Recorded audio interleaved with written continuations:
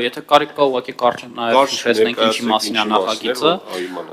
ինչպես գիտեք, ոսկերչությունը եւ ոսկերչական իրերի արտադրությունը ինքը բավականին յուրահատուկ ոլորտ է, հիմնականում պայմանավորված նրանով, որ ոսկին յուրահատուկ ապրանք է, որտեղ միշտ կարելի է ասել, որ մնացած դեպքերում էս կարգավորումը ինչի չենք անում,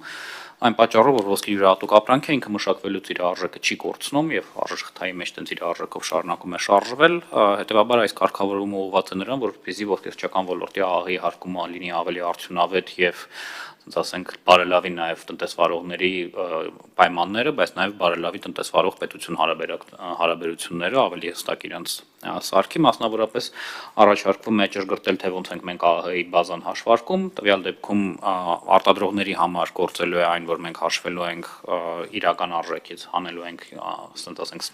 ձեռքբերման արժեքը եւ դա հաշվարկվելու բազան, բայց ոչ պակաս քան իրական արժեքի 80%-ի 10%-ը, դա արտադրողների համար դեպքն է օգտագործվում եւ վերավաճառողների համար այս լրացուցիչ սահմանափակումը չկա։ Ընդհանուր առմամբ նպատակը հենց այնն է, որ եթե ներկայիս դրությամբ կարգավորումը շարունակի աշխատել, ապա կասկադավորման էֆեկտ է ստեղծվում։ Իհարկե, այստեղ կարելի է հարցնել, բայց այդ դեպքում ինչի չենք անցնում շրջանառության հարկի, այն պատճառով, որ նաև ոսկերչությունը արտահանման պոտենցիալ ունեցող ոլորտ է եւ եթե մենք անցնենք շրջանառության հարկի, ապա արտահանման տեսանկյունից ինքը ոչ մրցակցային առավելությունը իր հնարավոր է կորցնել։ Դրա համար այս տարբերակն է ընտրվել, որը ասենք կոնսենսուսային է եւ փորձել են գտնել այն բալանսավորված տարբերակը, որը ինչպես պետության, այնպես եւ տնտեսվարողների կողմից կլինի լավագույնը։ Շնորհակալություն, պարոն Ավանեսյան, իդեպ այս օրենքի առաջին թերթման ընդունումից հետո շատ տնտեսվարողներ ինձ խնդրել են շնորհակալություն հայտնել ֆինանսների նախարարությանը, սա այնց ուղղակի ռեկլամի համար չեմ ասում, գիտեմ, որ ահագի երկար ժամանակ է քննարկվում էր, մի մասը չէին էլ հավատում, որ այս օրենքը ընդունել ենք ու ընդհանրապես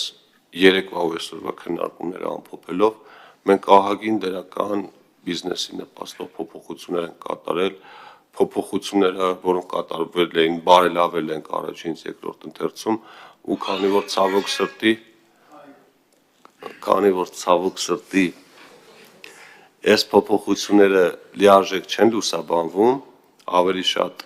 մամուլում, լրատվամիջոցներում շեշտը դրվում է քաղաքական թեմաների, ինտրիգների մնացածի վրա, անգամ այստեղ նստած լրագրողներին շատ հաճախ դա չի հետաքրքրում։ Ես խնդրում եմ մեր գործընկերներին, որպեսզի իրազեկման մեջ ավելի ակտիվ լինենք, այդ Սամսեբի ռեժիսոր սկզբունքով տենց փորձենք ավելի պարզ, մաչելի լեզվով ներկայացնել այն փոփոխությունները, որոնք որ կատարվում են, որովհետև հույսներս պիտի դնենք ոնց հասկանում են մեզ վրա ցավոք սրտի հետ իրականությունը։ Եթե այլ հարցեր, կարծիքներ չկան, փոփոխությունները քվեարկենք, խնդրեմ պարոն Բագրատյան։ Շատ կարևոր օրենք նախագիծ է իհարկե եւ իհարկե իսկապես ոսկերչական ընկերությունները դրական են արձագանքում, բայց այստեղ խնդիր կա նախագծից դուրս մի հարցի, որ կխնդրեի որպես ոլորտի պատասխանատու այս հարցին պատասխանեք, ընդդիմության որոշ առաջնորդներ հայտարարում են, որ ռուս-ուկրաինական հակամարտության ավարտից հետո մեր ոսկերչության մեջ կարող է աղետալի ոսկերչությունը աղետալի վիճակում հայտնվել, խնդրում եմ պատասխանել, կա նման մտավախություն։ Շնորհակալություն։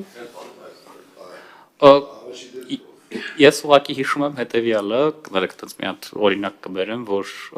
պարոն Թունյանը կհիշի, երբ որ հակամարտությունը նոր էր սկսվում,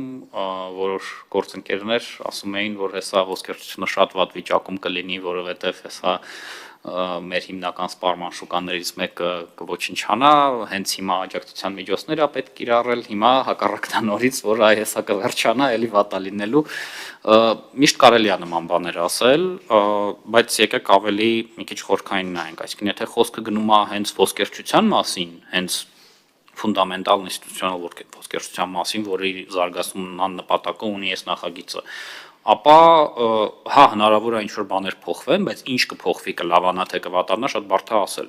որտեղ հակամարտության ավարտը, հայ եթե մենք խոսում ենք վերարտահանման հարցի մասին, որը միշտ տենց բարձրաձայնվել է, որը նաև մեր տնտեսական ցուցանիշներում էլ այլևս ոնց որ մաքրված է եւ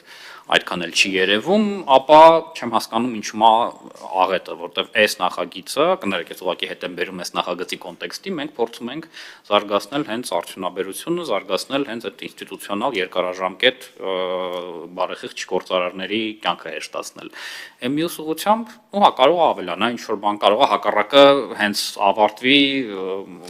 պահանջարկը էլ ավելի շատ մեծանա եւ շատ լավ վիճակում հայտնվի ոլորտը։ Իսկ մինչեւ կրիզիսը իրան չբացահայտի, հայտարարել որ շատ վատ է լինելու, դե Աստրադամուսի նման բան է, որ միշտ ասում ես, ինչ որ մեկի աչքերին խորը նայես, ասես ես գիտեմ, որ դու ինչ որ մի պահի մահանալու ես։ Հա, այո, ինչ որ մի պահի կարա շատ վատ լինի, բայց դա կլինի կրիզիսի արդյունքում եւ ոնց կրիզիսի արդյունքում բարթանում եմ ասեմ, դրա համար պետք է ուշադիր լինել, պետք է հետևել, չի կարելի նաև ասել, որ չէ, միշտ հաստատ լավ է լինելու, մենք հետևում ենք եւ եթե կտեսնենք, որ ինչ որ կրիզիս է բացահայտվում ու ճգնաժամ է բացահայտվում, ընթացս կարձագանքենք, ինչպես եւ միշտ արձագանքել ենք, այսքանը կարող եմ ասել։ Կարծում եմ, որ մենք մեր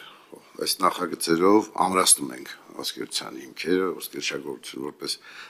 տրադիցիոն, որպես ավանդական ուղղություն մեր արտադրության մեջ եւ չպետք է դա կապված լինի որևէ աշխարհակահաղական իրավիճակի հետ, որովհետեւ եթե մենք ստանում ենք բարձրորակ արտադրանք, այդ արտադրանքը պահանջարկ ունենա աշխարհի որևէ ցանկացած երկրում։ Հետևաբար մեր ուշադրությունը կենտրոնացնելով բուն գործի վրա, մենք կհասնենք այն հաջողության, որ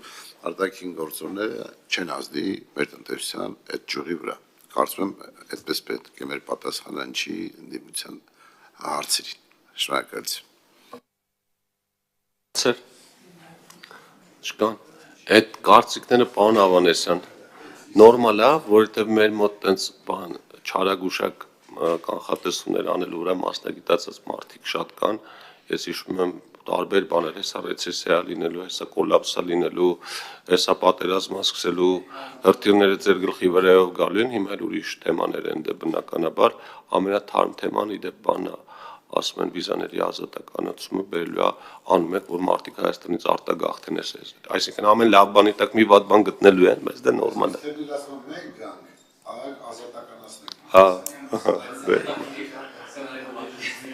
Ասեք Տնտեսագետի բանն է միանում, բայց օրինակ հետաքրքիր մի հատ բան կա, որ եթե Թայվանի դեպքն ենք նայում, ենթադրենք ինքը ոնց է իր տնտեսությունը զարգացրել, հենց այն մարդիկ են, ովքեր հեշտ գնացել են Ամերիկա եւ այլ զարգացած երկրներ, այնտեղ գիտելիք են ձեռք բերել, ինժեներական կազմակերպություններ են հիմնել, հետո արդյունաբերությունը տեղափոխել են իրենց հայրենի երկիր եւ զարգացրել են, այնպես որ որոշ մարդիկ այո գնալու են, բայց եթե մենք այդտեղ պայմաններ ստեղծեցինք եւ այս նախագիծը հենց այդ նախագծերից մեկն է, որ նման պայմաններ իհարկե հաճեք կարող ասել, որ այս սրանով եք տնտեսություն մենակ զարգացնելու, բայց եթե մենք շարունակենք այս ուղղությունը, այո մարդիկ գիտելիք ձեռք կբերեն դուրսը, կապեր ձեռք կբերեն դուրսը, այդ կապերով ստեղ կհիմնեն բաներ։ Մեր գործը պայմանները ստեղծելն է, որը կարծում եմ կառավարությունը եւ ազգային ժողովը միասին անում են։ Կներեք, շնորհակալ եմ։ Պարոն Ավանեսյան, իրականում ձեզ չենք ուզում ներքաշել ներքաղաքական թեմաների մեջ, որովհետև ձեզ իրականում ափսոսում ենք, ձեր մենք արդեն ուզես դրա մեջ ենք։ Զուտ պիտի հա ձեզ խնայում ենք, որովհետև դուք շատ կարևոր գործով եք զբաղվում, ուղղակի այդ առաջարկ այդ օրինակ արտագաղթի մասին այդ մեղադրանքները հնչացնում են հիմնականում այն մարդիկ, որոնց ժամանակ Հայաստանից ասել մի քանի 100,000 մարդ արտագաղթի, բայց դա նորմալ է։ Նախընտրական շրջանը պիտի համբերությամբ զինվենք, սպասենք մինչև հունիսի 8-ը, հետո կտեսնենք ինչա լինի, մինչև արդեն հաջորդ պատոկը կգա։ Լավ, քվեարկենք հարգելի գործընկերներ։ Խմբագրական բնույթի փոփոխություններ են,